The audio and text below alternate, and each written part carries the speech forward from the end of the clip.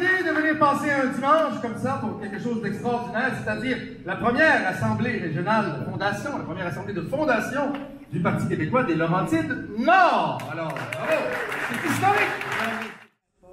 Pourquoi est-ce qu'on n'unirait pas nos forces, partager nos bons coups et nos mauvais, pour ne pas les répéter? Alors, c'est pour ça que nous avons décidé de soumettre au parti l'idée de se regrouper dans Laurentides Nord. Donc, vous êtes là ici aujourd'hui, c'est l'Assemblée de fondation.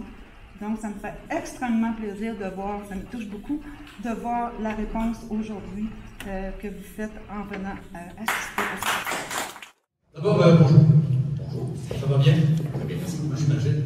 Alors, première question, comment accueillir et bien intégrer les gens qui arrivent dans nos régions? C'est quoi les solutions, les bonnes pratiques? C'est une vaste question, vous me direz. Une excellente question. Si vous me l'aviez posée il y a 4-5 ans, je vous dirais que ça passe par deux choses. Un, le travail, qui va vous permettre à ces gens-là de travailler rapidement. Et la maîtrise de la langue. Aujourd'hui, il faut ajouter un troisième élément qui est la capacité d'accueil. On en parle au cours des dernières semaines abondamment. Et quand on parle de capacité d'accueil, évidemment, il faut s'assurer que nos nouveaux arrivants, on puisse les loger adéquatement. Est-ce qu'il y aura de la place dans les CPE ou dans les garderies pour leurs enfants?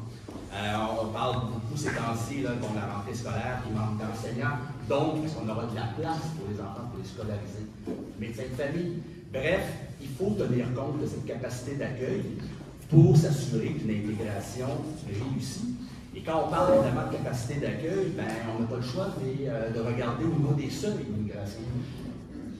Mardi, à Québec, il y aura le début des commissions, la commission parlementaire sur l'immigration. Pendant 3 semaines, 71 témoins seront entendus et il y aura question justement des seuils d'immigration. Le gouvernement propose 2 scénarios, donc de maintenir les seuils à 50 000 ou un deuxième scénario, les augmenter à 60 000, mais en excluant tout ce qui est attrait à la résidence temporaire, donc les travailleurs étrangers et les étudiants.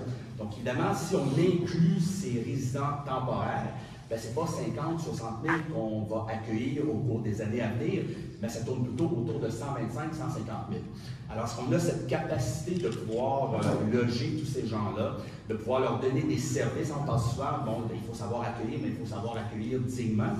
Et ce qui est intéressant, c'est que cette capacité d'accueil, on en parlait au Québec depuis 2017 environ, à cause du fameux chemin Roxham. Et lorsqu'on parlait de la capacité d'accueil, qu'on avait de la difficulté de pouvoir accueillir ces gens-là, c'était traité de raciste. On était des anti-immigrants. Mais là, le Canada anglais est aux prises avec cette situation-là. Et là, eux, ils tapent du pied. On l'a vu avec la mairesse de Toronto qui demande beaucoup plus d'intervention du fédéral sur cette question-là.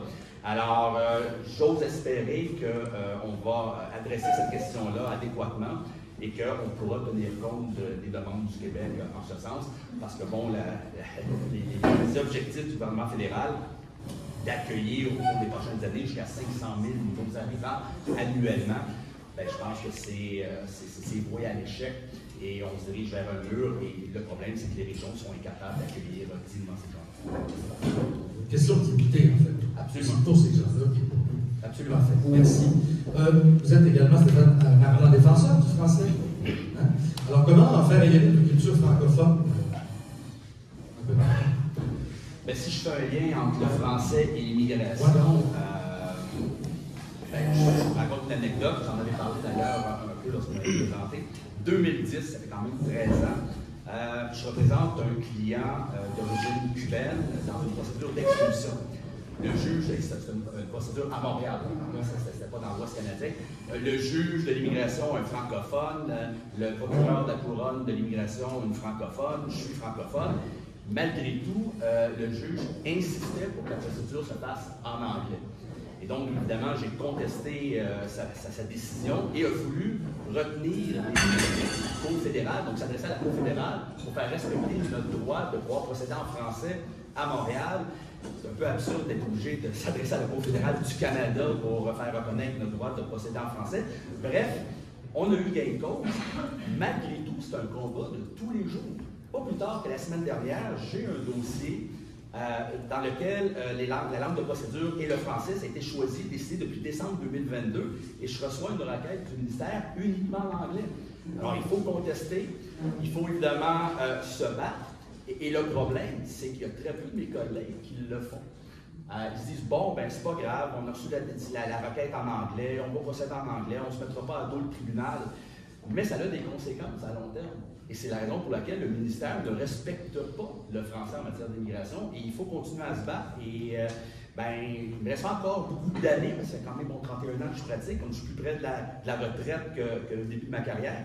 Mais je vais quand même continuer à me battre sur cette question-là parce que je pense que c'est important. Et c'est important que les nouveaux arrivants sachent qu'au Québec, même si c'est le fédéral qui leur donne le visa, c'est le fédéral qui leur donne les chèques, il faut qu'ils comprennent qu'au Québec, c'est en français. Parfait, merci beaucoup.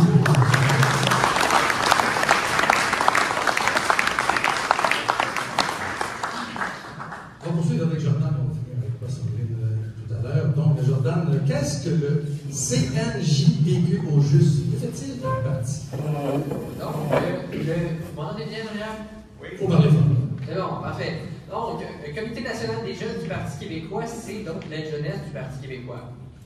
C'est assez simple à comprendre, là, ça va avec c'est ça. Donc, le Comité national des jeunes du Parti québécois, ça comprend, dans le fond, tous les jeunes qui ont leur carte de membre du Parti québécois, qui ont entre 16 et 30 ans. Le rôle, si on va rapidement sur la structure, Comité national des jeunes, on peut comprendre les représentants jeunes. Dans chaque exécutif, théoriquement, on va avoir 2 jeunes. Il y a des présidents territoriaux. Maintenant, c'est devenu des présidents régionaux jeunes. On n'en a pas encore dans toutes les régions, mais on essaye en tout cas d'avoir des présidents régionaux jeunes dans toutes les régions. Et ça inclut nécessairement aussi l'exécutif national qui vient d'être élu il y a peu de temps, qui justement chapeaute un peu toutes les actions jeunes partout au Québec. Toute cette gang-là réunie, c'est le CNJPQ, c'est l'aide jeunesse du Parti québécois qui donc essaye d'organiser l'action jeunesse du parti. C'est quoi le rôle du CNJPQ? Le rôle d'une aide jeunesse, fondamentalement, il y a 2 rôles. Le premier, c'est de faire le pont entre les jeunes et le parti et de faire le pont entre le parti et les jeunes. Donc, si on dit faire le pont entre le parti et les jeunes, ce que je veux dire par là, c'est que le Comité national des jeunes, donc la jeunesse, elle représente le Parti québécois auprès de la jeunesse. Donc, son rôle va être d'aller là où sont les jeunes, dans les cégeps et les universités, aller directement dans les réseaux sociaux, essayer d'aller rencontrer les jeunes le plus qu'ils sont capables et représenter et expliquer pourquoi le Parti québécois est capable de défendre les intérêts de la jeunesse. Et ce rôle-là est particulièrement important dans un contexte où on sait que très souvent, le Parti québécois, au niveau des jeunes, on se fait damer le pion par Québec solidaire, parce que Québec solidaire sont particulièrement bons sur les réseaux sociaux, essayer de convaincre la jeunesse qu'ils ont des meilleures propositions. C'est eux qui ont les meilleures propositions pour les choses qui intéressent directement les jeunes. Donc, c'est pour ça que c'est important d'avoir une jeunesse qui va voir les jeunes pour dire, regardez, le Parti québécois aussi, on a des propositions par rapport à ça. L'exemple le plus évident, ça va être l'environnement. Québec solidaire est capable de se mettre de l'avant pour parler de l'environnement. Puis dire, voyez, on a des propositions en environnement, on va loin en environnement, mais le Parti québécois aussi va très très loin pour la défense de l'environnement. Les propositions qu'on a, c'est des propositions qui sont sérieuses, des propositions qui sont crédibles, mais la jeunesse québécoise, elle ne sait pas nécessairement ça. Donc, c'est le rôle d'aller voir les jeunes et de dire, nous aussi, regardez ce qu'on propose, on a un plan crédible pour l'environnement puis pour lutter contre les changements climatiques. Et c'est ça, donc essayer de représenter le parti auprès de la jeunesse, s'assurer que la jeunesse le sait qu'on propose des affaires qui vont les toucher directement. Ne serait-ce aussi l'aide pour les étudiants, on sait que le coût de la vie, en ce moment, on a une crise du coût de la vie, mais ça affecte aussi les étudiants, ne serait-ce des problèmes de logement étudiant. Le problème de santé mentale, on a vu durant la pandémie à quel point la santé mentale, ça pouvait affecter les jeunes. Le Parti québécois, on a des propositions fortes là-dessus, donc c'est d'aller voir les jeunes et leur dire, je me répète un petit peu, c'est d'aller voir les jeunes et leur montrer justement qu'on a des propositions fortes. Après ça, l'autre rôle, représenter, faire le pont entre les jeunes et le parti, le Comité national des jeunes, et ça va surtout avec l'exécutif national, mais les jeunes locaux aussi ont un rôle à jouer là-dedans, c'est s'assurer que le parti reste proche de l'intérêt de la jeunesse. S'assurer que justement, le Parti québécois n'oublie pas que justement, il doit s'occuper de la prochaine génération. C'est important dans un contexte où on sait que pour faire du Québec un pays, on ne fera pas du Québec un pays avec juste une génération, il faut être capable d'unir toutes les générations. Et donc, il faut s'assurer que le Parti québécois soit apte à s'adresser aux jeunes et continue à mettre de l'avant, à être un réflexe jeune, et continue à mettre de l'avant justement les problèmes que vivent les jeunes et nos solutions à ces problèmes-là, qu'on en parle le plus souvent possible et qu'on développe justement des programmes, plus de programmes pour régler les problèmes que vivent directement les jeunes. Donc c'est pas mal ça. C'est très bien, merci. Question tout à fait personnelle, est-ce que tu ressens, est-ce que tu vois concrètement un engouement nouveau chez les jeunes? Est-ce qu'il y a vraiment plus de jeunes qui se garochent?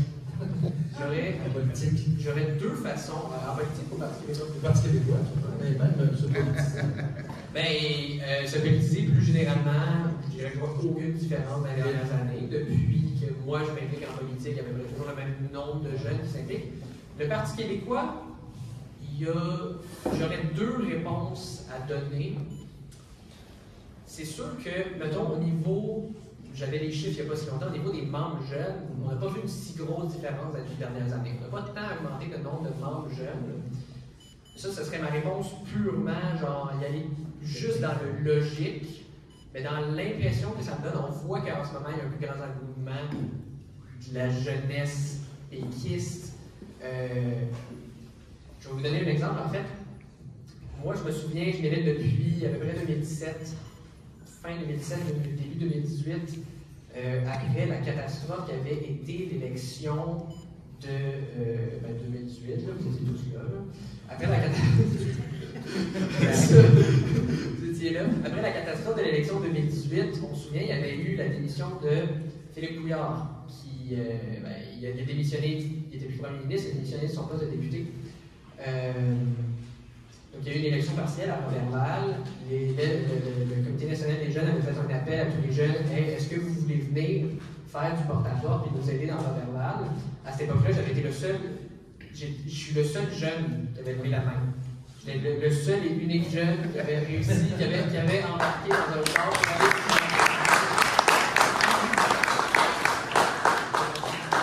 D'abord, on était supposé être deux. L'autre gars, finalement, il travaillait. Je suis le seul qui est embarqué avec des employés de la permanence pour aller jusqu'à Roberval. Quelques années plus tard, on a vu, donc à ce moment, entre-temps, j'étais aussi devenu conseiller sur le CNJPQ, donc j'étais là, le dernier exécutif, j'en ai fait partie.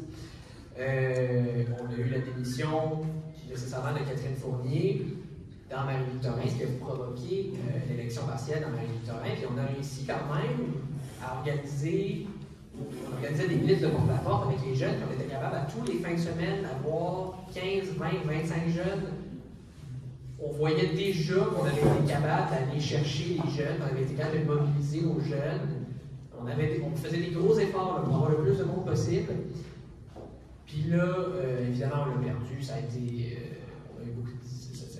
dur à prendre sur le moral, mais là, on vient de voir dans Jean Talon, on a la partielle en ce moment. Moi, j'étais là hier dans Jean Talon pour faire du porte-à-porte, puis t'étais pas tout seul? C'est ça, j'étais pas tout seul, on était une bonne soixantaine là, dans la salle.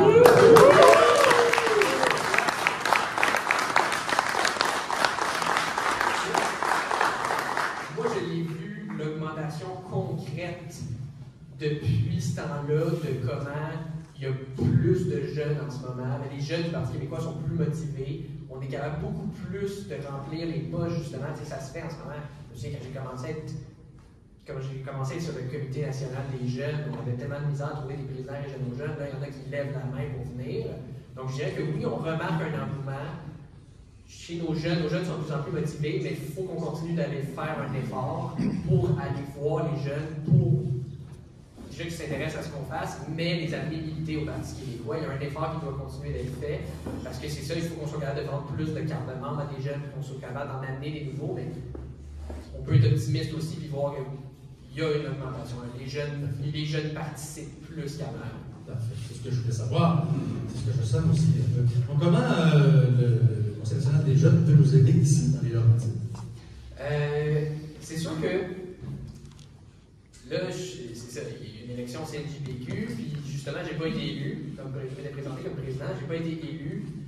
C'est quoi exactement, j'aurais de la misère à dire, le nouveau Comité national des jeunes qui vient d'être élu, c'est quoi leur stratégie exactement pour aider dans toutes les régions? Je peux pas nécessairement dire, mais je peux vous dire par expérience un peu c'est quoi qu'on faisait, mettons, le dernier exécutif, parce que je pense pas que ça me dérangeait beaucoup.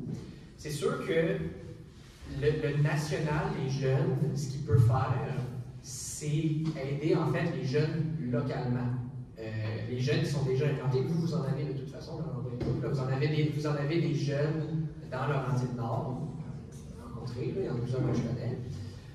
Donc vous en avez des jeunes, puis ce que peut faire le national, c'est d'aller justement supporter l'action des jeunes localement. Le national peut amener des ressources à ces jeunes-là, parce qu'il ne faut pas... Donc c'est principalement ça, parce qu'il ne faut pas penser nécessairement que... Je vais vous donner un exemple. Je me souviens qu'on avait, dans les derniers mois, là, on avait un président de circonscription qui n'arrêtait pas de nous écrire. On ne le voit pas. Il n'arrêtait pas de nous écrire, il n'arrêtait pas de nous achaler. Il nous écrivait un message par jour pour nous dire Hey, nous, on n'a pas de jeunes, j'ai pas de jeunes dans notre circonscription, est-ce que vous pouvez nous aider à recruter des jeunes? Ça, c'est pas nécessairement quelque chose que le national peut faire. Ce que le national peut faire, c'est d'amener un support quand il y a déjà des jeunes, plutôt que genre. Il faut s'assurer qu'il y ait déjà quelque chose de présent. À ce moment-là, le national peut essayer d'aider, supporter pour que ça grossisse et donner des ressources. Je dirais que c'est pas mal ça, comment la façon peut aider les Laurentides puis n'importe où. Dernière question rapidement. Le dernier congrès des jeunes, comment ça s'est passé? Ben, ça a été un très gros succès. C'est ça. Donc, on a eu notre congrès jeune. On avait 230 inscrits. On a peut-être 200 jeunes qui sont venus, ce qui est très très bon. Moi, j'ai déjà eu des congrès. Le dernier congrès jeune que j'étais allé avant, c'est celui en 2020. On était peut-être 70-80. Puis c'est vrai avec ce que je vous disais tantôt, qu'on voit une augmentation réelle. On voit plus d'interaction des jeunes, un certain engouement. Donc, ça s'est extrêmement bien passé. Il y a eu évidemment la course au CNJPQ. Il y a 3 équipes qui ont compétitionné pour justement avoir l'exécutif national des jeunes. Ça s'était jamais vu dans l'histoire du Parti québécois, de voir justement 3 équipes pleines, donc 27 jeunes qui se présentent, qui ont tous un programme complet, qui ont réussi à recruter des gens compétents. Pour le CNJPQ, ça ne s'était pas vu depuis très longtemps, donc ça a été un énorme succès. Puis on ne veut pas bâcher, on n'est pas nécessairement là ici pour bâcher nos adversaires, mais les jeunes de la CAQ faisaient leur congrès cette fin de semaine. J'ai vu les photos, il y a comme le tiers des participants, c'est des députés. Ça montre qu'ils ont plus de députés qu'ils ont de gens qui veulent s'impliquer. Il y a à peu près la moitié des jeunes qui sont présents. Je suis généreux, la moitié, je suis généreux, c'est des attachés politiques ou c'est les enfants des ministres. Même l'ancien président, Victor Pelletier, c'est un employé du député de Blainville. On voit que ils ont de la misère à recruter les jeunes. J'ai vu aussi, il y a quelques semaines, les jeunes libéraux ont fait leur congrès jeunes, puis ça, c'était... Les photos étaient déprimantes. Sérieusement, c'est. Je suis allé à des congrès jeunes, des congrès de jeunesse. C'est sûr que je suis biaisé parce que je suis full péquiste, mais ça a été le meilleur congrès en termes de. Ça a été le congrès qui a eu le plus de succès que j'ai vu dans l'histoire des jeunes péquistes. Parfait. Merci beaucoup.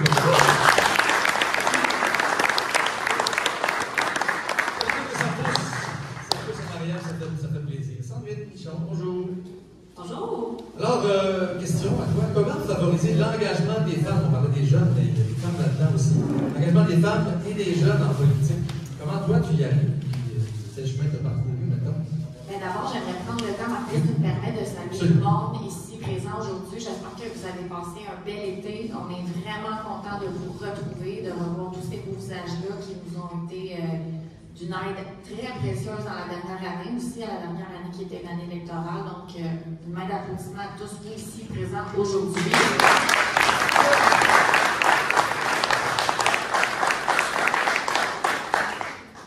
L'implication, l'engagement en politique, j'avais un conseiller un grand ami aujourd'hui qui me disait tout le temps, la politique, c'est par rapport aux autres, c'est pas par rapport à toi. La journée que tu commences à faire de la politique en pensant que tu le fais pour toi, il est temps que tu t'en ailles de la politique. Donc, l'engagement, comment faire pour que les jeunes s'engagent? Comment faire pour qu'un jeune comprenne qu'on a besoin de lui pour les autres, pour sa collectivité? Comment faire pour qu'un jeune se sente utile dans une société? Puis, tu sais, les jeunes, on dit toujours, il n'y en a pas d'études présentement qui sont faites au Québec. On n'a pas d'études, là, j'ai été regarder avant de venir vous voir aujourd'hui. Il n'y a pas d'études qui montrent, qui marquent présentement comment il y a de jeunes qui sont politisés au Québec, comment il y a de jeunes qui sont impliqués au niveau de la politique, il n'y en a pas de tout. Ce qu'on soupçonne, c'est qu'aujourd'hui, les jeunes sont beaucoup plus influencés par des enjeux et non pas par des partis politiques. Donc, par exemple, ils ne vont pas nécessairement se taguer pour un parti, mais ils vont se taguer pour l'enjeu qui va les toucher le plus.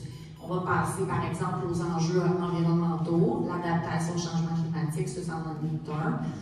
On va penser d'ailleurs à la manifestation du printemps érable en 2012 qui a eu lieu. Ça a été la plus grosse manifestation étudiante de toute l'histoire du Québec en 2012. Donc, ça était parti de février jusqu'à peu près si je ne me trompe pas, en septembre. J'en faisais partie d'ailleurs. Je peux dire que ça, c'était pas politique, c'était un aspect d'enjeu, en lien avec les droits de l'éducation, puis le fait qu'on ne voulait pas que les frais d'éducation soient augmentés. Il y avait une grosse réponse marquée à ça. Fait que oui, les jeunes, ils vont s'impliquer, ils vont avoir une participation sociale, ils vont avoir une participation politique, mais pas nécessairement comme nous, on pense que ça doit être. Donc, je pense que pour aller chercher, favoriser cette implication-là, c'est vraiment d'aller chercher les enjeux qui les touchent, qui les concernent, et d'essayer de les amener à dire, bien, quelle position tu peux prendre, toi, dans ça pour changer vraiment cet aspect-là. Il faut qu'ils se sentent concernés, il faut qu'ils se sentent interpellés, il faut qu'ils se sentent qu'ils peuvent être véritablement un vecteur de changement. Puis, il y a le cynisme aussi en politique. Le cynisme, le jugement qu'on a par rapport à la personne est en avant, nous promet des choses, on l'a vu souvent dans plusieurs gouvernements, ils ont promis plein de belles choses, puis finalement, c'est brisé ces promesses-là. Les jeunes, là, ils nous regardent, on est supposé être des modèles pour eux. Donc, quand on dit quelque chose, il faut que nos babines et nos bottines, ils suivent. Là, il faut que les jeunes soient capables de dire, ben moi, je vais m'engager parce que je crois, il y a une crédibilité dans ce que cet individu-là est en train de me dire, ou de ce parti-là est en train de me dire. L'indépendance du Québec, il faut que ça soit crédible pour eux. Il faut que, puis on le voit, notre chef, présentement, il y a une crédibilité, présentement aussi au point de vue des jeunes. Tu sais, Paul, je pense qu'il a 46 ans, tu sais, puis je m'excuse, Paul, si c'est pas ton âge réel. Mais les jeunes le voient jeune. C'est ça qui se passe. Paul, il paraît jeune, il paraît proche des jeunes, il est accessible. C'est ça aussi, tu sais, qui fait que notre chef a présentement une popularité incroyable. Tu sais, on n'est pas en vase clos, je pense que c'est ça aussi, il ne faut pas qu'à la politique, ça soit des cercles fermés, il ne faut pas qu'il y ait de stéréotypes, de dire, ah, ben c'est tous des avocats qui sont là, puis je m'excuse, il n'y a pas de mauvaise profession, mais il faut dire, Stéphane Chette, mais ce que je veux dire, il faut que ça soit accessible à tous, la représentation de la société, c'est tout le monde, c'est pas juste une profession, c'est pas juste un sexe, on va reparler des femmes un petit peu parce que ça me fait plaisir. Je vais vite, désolée, je vais pas vite, je sais. Mais, tu sais, on parlait du changement, de l'adaptation au changement climatique, mais aussi la distribution des richesses. Ça impacte énormément les jeunes présentement, la distribution des richesses intergénérationnelles. Il y a l'iniquité, il y a quelque chose qui se passe. Là. Il y a des jeunes qui n'auront peut-être jamais accès à avoir un premier droit à la propriété présentement. C'est quelque chose, il faut en parler de ça. Moi, je trouve ça aberrant, là, présentement, ce qui se passe. Il y a des générations qui ont eu accès à ça, puis nous, maintenant, c'est difficile d'avoir accès à ça. Ça, c'est quelque chose qui touche les jeunes. Jean Parizeau disait d'ailleurs, l'indépendance, ça va se faire par les jeunes, parce que c'est les jeunes qui vont dire à leurs parents et à leurs grands-parents que c'est le chemin à prendre pour l'indépendance. Parce que c'est les enfants qui vont convaincre leurs parents, leurs grands-parents de dire, ben moi, c'est cet avenir-là que je veux. Je le veux, mon Québec indépendant. C'est par les jeunes que ça va se passer. Les femmes, pourquoi il y a moins de femmes en politique, d'implication? Pourtant, les femmes, ce sont la plupart du temps des femmes des gens qui sont très engagés, mais c'est ça. Les femmes, selon moi, là, je ne détiens pas la clé de la vérité, mais en étant très engagée des fois dans ta maisonnée, dans des responsabilités importantes au niveau familial, des fois ça fait en sorte que ton engagement il est difficile à balancer dans une vie politique parce que là tu dois donner à toute la société. Tu dois donner ton temps. Mais quand tu as des enfants, des fois, puis que tu es une maman, puis c'est sûr que je vais parler du côté maternel, mais ça reste que ça devient difficile à jongler. Fait que oui, il y a des femmes qui, des fois, peuvent avoir une difficulté à foncer et à y aller en politique parce que ce sont des responsabilités énormes et des fois, c'est difficile à calculer. Je sais qu'on a défoncé des plafonds de verre au Québec au niveau de la société dans laquelle on est présentement, il y a des inégalités qu'on a défait complètement par rapport à tout l'aspect homme-femme, mais je sais aussi qu'il y en a encore qui restent à faire, Puis, il y en a eu des luttes féministes qui ont été gagnées, puis il y en aura d'autres aussi qui devront être gagnées dans l'avenir, c'est certain. Il y a des obstacles, on en parle un petit peu, la conciliation travail-famille, les ressources financières un petit peu aussi, Les statistiques le démontrent encore aujourd'hui, les femmes financièrement, au niveau des carrières, peuvent faire moins qu'un homme dans certains domaines. Je sais qu'il y en a qui n'aiment pas ça quand on parle de ça, mais c'est quand même, faut pas avoir peur d'en parler, il ne faut pas que ce soit tabou. Ça fait en sorte que quand on se lance en politique, il faut que tu puisses aussi financièrement avoir une capacité de le faire. Quand tu pars en élection, 30-45 jours, c'est du bénévolat, là. Il faut que tu mettes ta vie financière sur pause.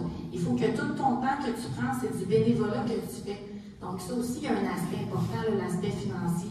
La stratégie, je pense que c'est de continuer à dire que la parité, c'est important dans tous les partis politiques. Il faut qu'on puisse avoir accès à ça, la parité homme-femme, pour que les femmes puissent avoir leurs droits et leur place aussi à la représentation civile au Salon Bleu. Donc, ça fait un peu le tour. J'ai dû sauter des questions, Martin? Non, c'est bon, c'est tout fait. Tu as répondu plus que ce que je demandais. Merci beaucoup, Sandrine.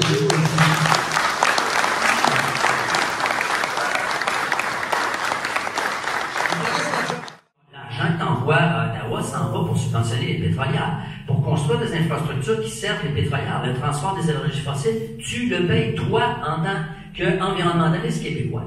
Alors moi, ce qu'il faut proposer, c'est un pays qui soit en accord avec ça. Ça donne bien, nous autres, notre énergie, c'est de l'eau. Fait que tant qu'il va pleuvoir, on va avoir de l'énergie. Ça donne bien. Alors, il faut proposer l'idée d'une république électrique. C'est ça, le Québec. C'est d'arrimer ce projet-là d'indépendance avec des valeurs, M. Jordan disait tout à l'heure, avec les valeurs qui concernent les gens, puis ils sont pas contre. Ils demandent juste à être convaincus. Puis moi, en ce moment, je le sens, je le vois. Peut-être qu'on ne le comptabilise pas en termes de nombre de cartes de membres. Mais chez les artistes, il y a une bonne gang qui ont fermé leur trappe parce qu'à un moment donné, il y a quelques années, c'était si tu étais nationaliste ou tu mettais une fleur de lys un peu trop d'avant, tu étais intolérant, raciste, suspecté de toutes sortes de noirceurs, en fait. Et maintenant, je pense qu'on peut M. Enfield l'a démontré, on peut être 100% accueillant et 100% québécois est fier de l'être et démontrer même qu'on serait encore plus accueillant si on était maître dans notre maison, en fait.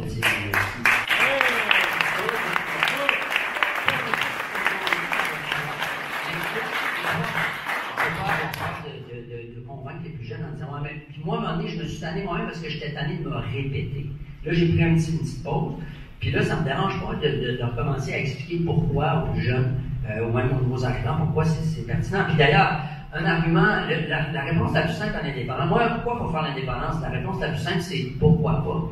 Et pourquoi pas dans le sens que, depuis l'après-guerre, il y a une cinquantaine de pays qui sont parvenus à l'indépendance et aucun n'est revenu en arrière. Alors l'indépendance, c'était mauvais, on le sauve. Je suis revenu parce que c'est ma blonde Jeannette qui m'a dit il faut que tu ailles leur parler, il faut que tu ailles leur faire le texte des géants de l'Holocauste. Donc c'est un texte qu'on a fait sur ceux qui nous ont précédés, en fait, littéralement, puis qui peuvent nous inspirer. Tu sais, des fois, quand on dit là, qu'il fait frette en hiver, maudit qu'il fait frette, pas le goût d'aller partir le char pour aller acheter du lait. Il faut se rappeler qu'il y avait Pierre Esprit Radisson qui parcourait des centaines de kilomètres en raquette avec une hache, un poignard, puis il mangeait du corbeau, puis quand il n'y avait pas de corbeau, il ne mangeait pas. Fait que on n'a pas le droit de se plaindre et de pleurnicher sur le climat quand on comprend à quel point les gens qui nous ont précédés ont été forts, ont été grands, ont été géants. Donc ça va comme suit. Nous sommes issus d'un sol immense qui nous a tissé, métissé, rebu de brins de laine, tressés, très serrés, sans couture au sein d'une ceinture fléchée, comme quelques queues clinquantes de comètes effilochées. Et si l'on suit le fil de notre textile mène à la sortie du labyrinthe de pans qui nous éreintent depuis qu'ils ont mis nos torts dedans. Ils ont conquis nos territoires, pillé notre histoire et volé notre mémoire. Avec leur thèse de fou, ils nous ont dit « Taisez-vous, vous êtes comme Thésée, sans sa ficelle, perdu, déboussolé. Vous n'êtes pas vous, vous êtes nous, vous êtes dissous. Vous ne valez pas dissous. Notre substrat vous subsume et la comparaison vous consume. » Faux. Nous venons d'avant, nous sommes antérieurs. Nous sommes des créateurs, pas des créatures, pas des caricatures. Notre maison n'a pas de cloison, mais 4 saisons. Acclimatés au climat et faisant fi du frimas, nous avons parcouru par ces artères tout un continent titan. Notre espèce s'aspire à l'espace et son empreinte est partout. Tapis dans la toponymie, gravé dans le granit, arc-bouté dans les arches de nos dingues dignes de la muraille de Chine, dans les champs essouchés sous la lune et les racines d'un être qui ne peut plus plier. C'est une histoire riche, qui ne sur aucune affiche et qu'on a laissé en friche. Dans nos caboches, ce n'est que roches et fardoches, cosmogonie à l'agonie, dans le tombe fantôme de nos mémoires moisies. Sur nos épaules, on porte pourtant le pack-sac d'un passé épatant. Mais allons-nous mourir en main quand nous sommes des géants? Sitôt venus au Nouveau Monde, on a dompté les hivers et fabriqué de la terre. On avait la tête à la fête et le cœur au labeur. Opiniâtre, on n'a jamais laissé mourir le feu dans l'âtre, car nous avons la tête à Papineau, les babines de la Sagouine, la vaillance de Jeanne Mance, la longue langue loquace de D'Acosta, le cœur corsaire de Tiberville qui envoie en nos veines de pur sang, mêlé de riel des Premières Nations. Nous avons l'aviron de Radisson, la vigueur de la Vérandrie, les jarrets de Joliette et tous les talents de l'intendant Talon. En somme, nous sommes des surhommes uniques, générés par le génie génétique de l'Europe et de l'Amérique. Inéluctablement, nous voguons vers le néant, mais allons-nous mourir en main quand nous sommes des géants? Merci beaucoup, bonne journée.